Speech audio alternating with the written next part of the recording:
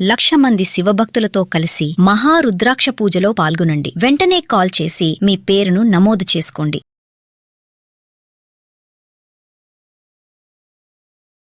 నమస్తే, సుమన్ టీవీకి స్వాగతం. ప్రస్తుతం మనతో ఉన్నారండి ప్రముఖ ఆధ్యాత్మికవేత్త, మంత్రశాస్త్ర పండితులు దత్తాత్రేయ శర్మ గురువు గారు ఉన్నారు. సో బ్రహ్మ ముహూర్తం అంటే అందరికీ తెలిసిందే. మరి అమావాస్య, పౌర్ణమి ఇలాంటి ఇంపార్టెన్స్ డేలో భార్యాభర్తలు అనేది శృంగారం చేయొచ్చా? అది ఏ టైంలో చేయాలి, అసలు చేయకూడదా? ఆ టైంలో కన్నా గర్భం దాలిస్తే పిల్లలకి ఏమైనా ఎఫెక్ట్ అవుతుందా? సో వీటన్నిటి గురించి సందేహాలు నివృత్తి చేసుకుందాం. నమస్తే గురుగారు. నమస్కారం. నేను ఇందాక అన్నట్లు బ్రహ్మ ముహూర్తం, అక్కడ ముహూర్తంలోనే బ్రహ్మ అనేది క్లియర్గా కనిపిస్తుంది. నెక్స్ట్ అమావాస్య, పౌర్ణమి, ఈ ఈ టైంలలో భార్యాభర్తల కన్నా శృంగారంలో పాల్గొంటే ఏమన్నా అవుతుందా? లేదు దీనికంటూ సపరేట్ టైం ఉంటుందా? ఈ టైంలో పాల్గొన్న తర్వాత వాళ్ళు గర్భం దాలిస్తే లోపల పిండానికి పిల్లలకి ఏమన్నా అవుతుంది? ముందుగా మన సనాతన ధర్మ సాంప్రదాయంలో అసలు దంపతులు ఎప్పుడు కలవాలి అంటే ధర్మ ప్రజా సంపత్త్యర్థం అని చెప్తారు. అంటే కేవలం సంతానం కోసం మాత్రమే దంపతులు కలవాలి, శారీరక సుఖం కోసం కలవకూడదనేది శాస్త్రం. అది ఎందుకు అంటే మనం సంతానం కోసం మాత్రమే దంపతులు కలవాలి అని నియమం పెట్టారు. ఆ కారణంగా కాకుండా ఇతరత్ర వేరే కారణంగా ఏ కారణంగా చేసినా సరే మనిషిలో కామోద్రేకం పెరిగిపోతుంది. దానివల్ల ఏమవుతుందయ్యా అంటే అది ఒక అలవాటుగా మారి ఉచ్చనీచాలు మరిచిపోయి ఇప్పుడు జరిగేటటువంటి పిల్లల మీద, పెద్దవాళ్ళ మీద, ఎవరు పడితే వాళ్ళ మీద ఇటువంటి పైశాచికత్వాన్ని ప్రదర్శించేటటువంటి సందర్భానికి అది దారితీస్తుంది. కాబట్టి కేవలం సంతానం కోసం మాత్రమే దంపతులు శృంగారంలో పాల్గొనాలి తప్ప ఇతరత్ర ఇంకెప్పుడూ కూడా కలయిక జరగకూడదు అనేది నియమం. అయితే ఎప్పుడు కలవాలి అంటే కేవలం రాత్రివేళ మాత్రమే దంపతులు కలవాలి తప్ప శృంగారంలో పాల్గొనాలి తప్ప ఇంకెప్పుడు పడితే అప్పుడు వాళ్ళు దంపతులు శృంగారంలో పాల్గొనకూడదు. ఒకవేళ పాల్గొంటే ఏమవుతుంది అనంటే ఒకవేళ మధ్యాహ్నం కానీ ఉదయం కానీ, ఉదయం పూట గనక మనకి సనాతన ధర్మ సాంప్రదాయ ప్రకారంగా చెప్పిన విషయం ఏమిటయ్యా అంటే సూర్యోదయాత్ పూర్వమే దైవారాధన చెయ్యాలి. అంటే 6 గంటల్లోపు.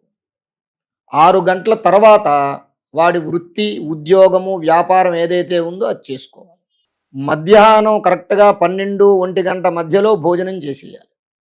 1 గంట తర్వాత భవిష్యత్ గురించి ప్రణాళిక వేసుకోవాలి. అంటే భవిష్యత్తు ఎలా నడపాలి, ఏంటి పరిస్థితి ఏంటనేది ప్రణాళిక చేయాలి. మరలా సాయంత్రం వేళ దంపతులు, కుటుంబ సభ్యులందరూ ఒక దగ్గర కూర్చుని కుటుంబంలో ఉన్నటువంటి కష్టసుఖాలు మాట్లాడుకోవాలి. రాత్రి వేళ దాంపత్యం అంటే దంపతులు కలిసి శృంగారాన్ని అనుభవించాలి. ఇది ధర్మశాస్త్రం మనకు పెట్టినటువంటి నియమం. ఇది యథాప్రకారంగానే చెయ్యాలి తప్ప దీంట్లో మార్పులు అనేవి చేయకూడదు ఎప్పుడు పడితే అప్పుడు. అంటే ఈ కాలంలో ఏమవుతుందయ్యా అంటే అత్తగారు మావగారు ఇంట్లో లేకపోవడం, దంపతులు ఇద్దరే ఉండడం, దీనివల్ల ఈ ఖాళీ సమయాలు దొరికినప్పుడల్లా వాళ్ళ యొక్క దాంట్లో పాల్గొనడం, శృంగారంలో పాల్గొనడం జరుగుతుంది. ఆ సందర్భంగా ఎప్పుడైనా సరే పురుషుడి యొక్క రేతస్సు స్త్రీకి ఆ సమయంలో గర్భం ధరించేటటువంటి ఆ బీజం గర్భంలోకి వెళ్ళిందనుకోండి, ఉదయం పూట గనక సూర్యోదయం అయిన తర్వాత గనక స్త్రీ ఒకవేళ గర్భం ధరించేటటువంటి శృంగారం గనక జరిపితే ఆ పుట్టేటటువంటి పిల్లలు అంగవైకల్యం కలిగినటువంటి పిల్లలు పుడతారు. మధ్యాహ్నం 12 గంటల లోపు, ఉదయం 6 నుంచి 12 గంటల లోపు గనక గర్భం ఆ రేతస్సు పడి గర్భం ధరిస్తే, 12 గంటల తర్వాత నుంచి సాయంత్రం 6 గంటల లోపు గనక ఎవరైతే ఈ శృంగారంలో పాల్గొన్నప్పుడు ఆ రేతస్సు గర్భం ధరించే రేతస్సు పడిందనుకోండి, ఆ సమయంలో ఉన్న పిల్లలు బుద్ధిమాంద్యం కలిగినటువంటి పిల్లలు. అంటే బుద్ధిమాంద్యం కలిగిన పిల్లలు ఉంటారు కదా, చెవిటి, మూగ ఇలాంటి పిల్లలు ఉంటారు కదా, అలాంటి వాళ్ళు జన్మిస్తూ ఉంటారు. గుడ్డి వాళ్ళు అలాంటి వాళ్ళు జన్మిస్తూ ఉంటారు. బుద్ధిమాంద్యం అంటే ఆలోచన లేకపోవడం, తెలివి తక్కువ పిల్లలు అనుకుంటాం కదా మనం, వెర్రి వాళ్ళు, అలాంటి వాళ్ళు జన్మిస్తూ ఉంటారు. సూర్యాస్తమయ సమయం నుంచి, సూర్యాస్తమయ సమయం గోధూళి వేళ అంటారు, రాత్రి 9 గంటల లోపు లేదా 8 గంటల లోపు గనక గర్భాన్ని ధరించేటటువంటి రేతస్సుని ఆ యొక్క స్త్రీ ధరించిందనుకోండి, దరిద్రులు, వంశాన్ని నాశనం చేసేటటువంటి పిల్లలు పుడతారు. ఆ కారణంగా రాత్రి అయిన తర్వాత మాత్రమే శృంగారంలో పాల్గొనాలి అనే నియమం పెట్టారు. ఎందుకంటే అలా ఆ సమయంలో చేసినందువల్ల ఏమవుతుందయ్యా అంటే ఉదయం దైవారాధన వృత్తి చేసుకునేటటువంటి సమయం, వృత్తి దైవంతో సమానం. ఆ పని మానేసి వేరే పని చేయకూడదు. తద్వారా కలిగే సంతానం ఇటువంటి అవలక్షణాలు కలిగినటువంటి సంతానం జన్మిస్తారు. కేవలం రాత్రిపూట గర్భాన్ని ధరించేటటువంటి శృంగారం ఏదైతే ఉందో అదే సక్రమమైనటువంటి సంతానం కలుగుతుంది. ఆ కారణం చేత దంపతులు ఎవరూ కూడా రాత్రిపూట తప్ప అంటే రాత్రి 12 గంటల లోపు తప్ప, రాత్రి అర్ధరాత్రి కూడా చేయకూడదు. 12 గంటలు దాటిన తర్వాత కూడా ఈ యొక్క శృంగారం అనేటటువంటిది నిషిద్ధము. మరి ఇప్పుడున్న కాలంలో అమ్మా. నైట్ షిఫ్ట్స్ ఎక్కువగా పడుతున్నాయి. అమ్మా. మరి అలాంటి వాళ్ళ పరిస్థితి ఏమంటారు? నైట్ షిఫ్ట్స్ లోనే అంటే ఉండిపోతారు. వాస్తవంగా భగవంతుడు ఇచ్చిన దాంతో సంతోషించక ఓటీలు చేసే వాళ్ళకే నైట్ షిఫ్ట్లు ఎక్కువ పడుతుంది. చాలా అంటే నేను అనేది ఏంటయ్యా అంటే ధర్మబద్ధంగా చెయ్యాలి. రోజు వాళ్ళ యొక్క ఇప్పుడు శనాదివారాలు ఖాళీగా ఉంటుంది ఆ సమయంలో. ఇంకోటి కూడా నియమం ఏం చెప్పారయ్యా అంటే దంపతులు ఇప్పుడున్నటువంటి కలియుగంలో ఒక ధర్మాన్ని అంటే యుగ యుగానికి మార్పు వస్తూ ఉంది.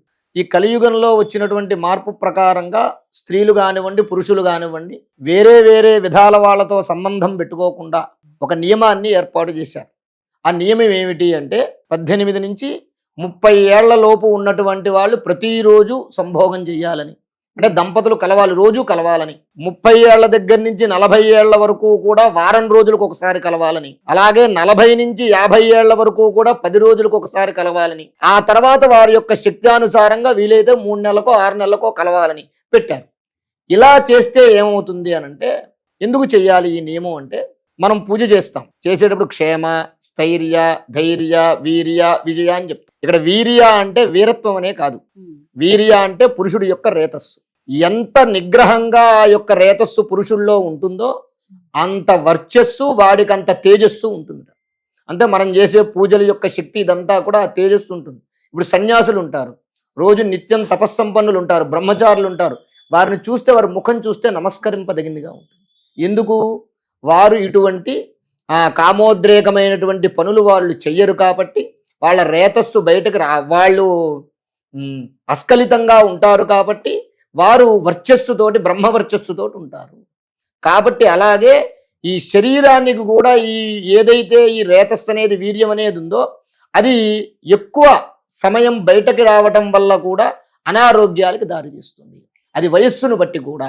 అందువల్ల పూర్వం ఇచ్చినటువంటి వాత్సాయన కామసూత్రంలో వాత్సాయన మహర్షి వారు చెప్పినటువంటి నియమం అనమాట. ఈ సమయం ఈ వయస్సులో ఇలా చెయ్యాలి, ఈ వయసు ఇలా చేయాలి. అలా చేస్తే అంటే సాంప్రదాయబద్ధంగా నియమ ప్రకారంగా చేస్తే వాళ్ళకి ఏ విధమైనటువంటి వ్యాధులు కూడా రావు, స్త్రీకి కానీ పురుషుడికి కానీ రావు. ఆ ప్రకారంగా నియమం చెప్పారు. కాబట్టి 30 సంవత్సరాల లోపు ఉన్నటువంటి వాళ్ళు ప్రతిరోజు చేయలేకపోయినా శని ఆదివారాల్లో వాళ్ళకి ఖాళీ ఉన్నప్పుడైనా సరే వాళ్ళు ధర్మబద్ధంగా వాళ్ళు ఆ యొక్క కలయిక వాళ్ళు చేసుకోవచ్చు అనేటటువంటిది ప్రధానం. చాలా చక్కగా చెప్పారు గురుగారు. ధన్యవాదాలు. నమస్కారం. శ్రీ మహాగణాధిపతయే నమః. ఆరోగ్యము, ఐశ్వర్యము, ఆనందము, ఆర్థిక లాభం ఇవన్నీ కలగాలంటే ఆగస్టు 11వ తారీఖు మంగళవారం రోజున మేము నిర్వహించేటటువంటి 1,00,000 రుద్రాక్షల పూజలో పాల్గొనండి. పరమేశ్వరుడి యొక్క అనుగ్రహం వల్ల సర్వ విధములైనటువంటి కష్టాలు నివారణమై ఐశ్వర్యాలు కలుగుతాయి. 1,00,000 రుద్రాక్ష పూజలో పాల్గొనేటటువంటి వారు స్క్రీన్ మీద స్క్రోల్ అవుతున్నటువంటి నంబర్లకు కాల్ చేసి రిజిస్ట్రేషన్ చేసుకోగలరు. స్వస్తి.